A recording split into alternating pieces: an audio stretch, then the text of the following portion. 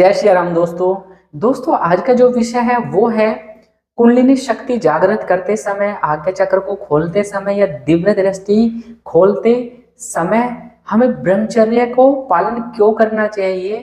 तो इस वीडियो के माध्यम से हम ये सारे तथ्यों को खोजने की कोशिश करेंगे जो मैंने अपने कुंडलिनी जागरण के समय पे देखा है या दूसरों के कुंडलिनी के स्टेटस को देखते समय जब मैं चेकिंग करता हूँ तब देखता हूँ।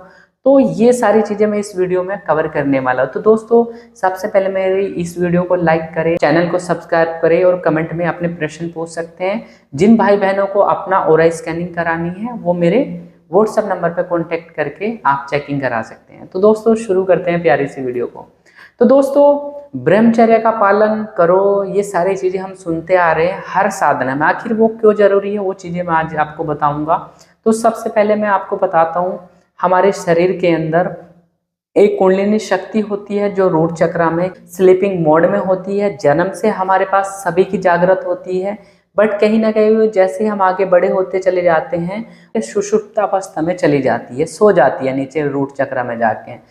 हमारी जो कुंडलिनी शक्ति है माता शक्ति का स्वरूप है, माता दुर्गा का स्वरूप है, ये हम उसको बोल सकते हैं। और जो हमारा ब्रह्मरंध्र है वो शिव है, शिव के ब्रह्मरंध्र से हमारा कुंडलिनी का मिलन ही कुंडलिनी जागरण कहलाता है। अब हमारी कुंडलिनी शक्ति हमारे रूट चक्र में सोई है। अब मूलाधार क्या होता है, हमारे शरीर के अंदर 7 चक्रास होते हैं जो कि हमारी एस्ट्रल बॉडी में हमको स्पष्ट रूप से दिखाई दे जाते हैं। या जब भी जिसकी भी दृष्टि खुल जाती है वो किसी भी व्यक्ति का एस्ट्रल शरीर को जब देखता है तो उसके अंदर सारे चक्रों को देख के वो बता सकते हैं कि इस चक्र में क्या परेशानी है। जैसे मैं देख लेता हूँ। तो दोस्तों इसी प्रकार जिसमें पहला चक्र होता है ये होता है मूलाधार, दूसरा चक्र स्वादिष्ठान, तीसरा चक्र हमारा मणिपुर चक्र, चौथा अनाहत चक्र हार्ट चक्र जिसको बोला जाता है, गले पे कंठ चक्र होता है जिसको विशुद्धि चक्र बोला जाता है, हमारी थर्ड आई का प्लेस ये होता है जिसको आज्ञा चक्र बोला जाता है, सहस्त्रार चक्र हमारे ब्रह्मरंध्र से जुड़ा हुआ एक बाहर की साइड में होता है जो हमारे शरीर से बाहर होता है, उसको सहस्त्रार चक्र बोलते हैं। तो 7 चक्रास होते हैं। कुंडलिनी माता हमारी है, हमारी 3 नाड़ियां होती हैं। वैसे तो हमारे शरीर के अंदर 72,000 नाड़ियां होती हैं। 3 नाड़ियां होती है जिसमें ईड़ा नाड़ी, पिंगला नाड़ी और सुषुम्ना नाड़ी। तो बात आती है यहाँ पे ब्रह्मचर्य की।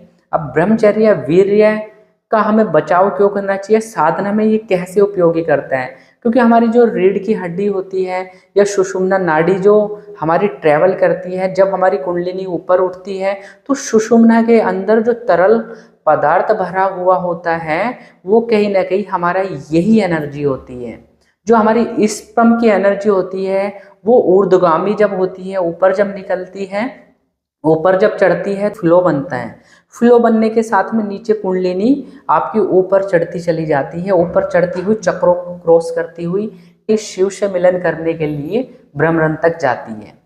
तो इस बीच में वो जो द्रव्य है यदि आप उसको अधोगामी करेंगे, उसका स्खलित होता है या बहुत सारी चीज़ें हैं उसका, यदि आप आगे चल के गृहस्थ में भी हैं तो आप उन क्रियाओं में जाते हैं, सम्मोग में जाते हैं, तो वो चीज़ें कहीं ना कहीं निकलती है। तो आपने सुना होगा कि भाई आपकी तो कुंडलिनी गिर गई। मैं जब किसी भी व्यक्ति को देखता हूँ तो पता चलता है भाई ऐसा हुआ, पहले तो कुंडलिनी इसकी यहाँ पे थी 5वें पे, और यहाँ पे गिरने का जब कारण देखते हैं तो जो तरल पदार्थ अधोगामी था वो ऊर्ध्वगामी था, वो कहीं ना कहीं अधोगामी यात्रा चला जाता है, नीचे की तरफ चला जाता है। तो मैं बोलता हूँ भाई ब्रह्मचर्य का खंडित हुआ है, तो वो बोलता है हाँ भाई ब्रह्मचर्य का खंडित हुआ। तो इस तरीके से हम ब्रह्मचर्य को देख सकते हैं। अब ये हमारी जो एनर्जी है हमारी सुषुम्ना के माध्यम से जो ट्रैवल कर रही है, जो द्रव्य जो भरा हुआ है जिसमें हमारी सुषुम्ना नाड़ी कुंडलिनी हमारी निकल के जाएगी, तो उस द्रव्य यही एनर्जी होती है जो ऊपर तक हमारी दिव्य दृष्टि तक आती है। हमारे जो रीढ़ की हड्डी होती है यहाँ की मस्तिष्क से आके वो हमारे दिव्य दृष्टि पे, तो कभी कभी आपको ऐसा लगता है कि आप जब जाप कर रहे हैं तो ये भर सा गया है, इसमें कुछ ना कुछ स्पंदन हो रहा है। तो ये एनर्जी का स्पंदन वही है कि वो एनर्जी आके हमारी यहाँ पे फिक्स हो रही है और इंटरनली इसका एक चक्र बनता है। जैसे हमारी यहाँ से 7 चक्रों को पार करते हुए दिव्य दृष्टि के नसें नाड़ियों के माध्यम से थर्ड आई पे एनर्जी आ जाती है। वही एनर्जी जिसको दिव्य रस बोला जाता है, वही एनर्जी हमारे नाभि से जाके, ये एनर्जी जब हमारे नाभि के जठराग्नि होती है वहाँ पे ही उस पे टपकती है, तो कहीं ना कहीं यहाँ से नाद उत्पन्न होता है। वो नाद उत्पन्न होने के बाद में हमको कान के पट खुलना बोलते हैं कि कान के पट खुलने लगे हैं। कान के पट खुलते हैं तो हमें ब्रह्मांड की सारी चीज़ें हमें सुनाई देनी चालू हो जाती हैं। जो हमारे पास में दिव्य शक्ति हुई है वो कान में बात करने लग जाती है। तो वही नाद होता है, वो साइकिल बनता है जिसमें ब्रह्म ऊर्जा निकलती है और वही एनर्जी चल के हमारी दिव्य दृष्टि की परतों को मेल्ट करती है। तो ये क्रम लगातार कंटिन्यू चलता रहता है, वही एनर्जी गिरती है और ये एनर्जी कुछ परिवर्तित होती है तो ऊर्जा उत्पन्न होती है, वो एनर्जी हमारी परतों को मेल्ट करती है और ऊपर विश्व ऊर्जा से ब्रह्मरंध्र से हमारे सहस्त्रार से हमें जोड़ देती है, जो कि समाधि की स्टेट होती है। तो ये हमारा साइकिल होता है। अब बात आई बीच में यहाँ पे खंडित हो गया आपका ब्रह्मचर्य, तो वो एनर्जी जो ऊपर जा रही थी वो नीचे जाएगी, तो कहीं ना कहीं फ्लो में बहुत ज़्यादा वो आ जाएगा। उस फ्लो को भरने के लिए कम से कम 4-5 दिन का समय लग जाता है, तब दोबारा से आपकी कुंडलिनी वापस उठना चालू होती है। तो कुंडलिनी के लिए या दिव्य दृष्टि की साधना के लिए हम ब्रह्मचर्य का पालन करना बहुत जरूरी होता है।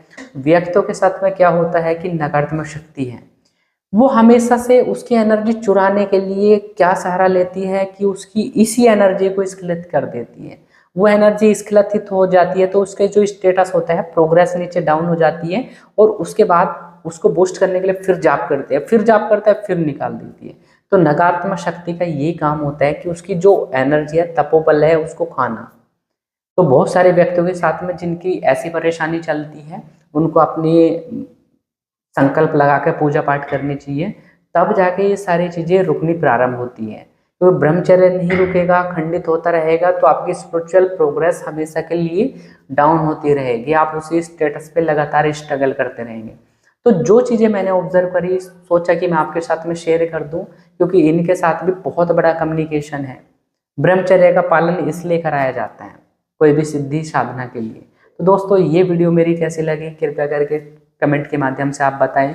अगली वीडियो किस टॉपिक पे चाहते हैं वो टॉपिक भी मुझे सजेस्ट करें। जिस भाई बहन को और स्कैनिंग कराना है तो वो मेरी व्हाट्सएप पे कांटेक्ट करके आप चेकिंग करा सकते हो। दोस्तों, आप सभी को जय श्री राम, हर हर महादेव।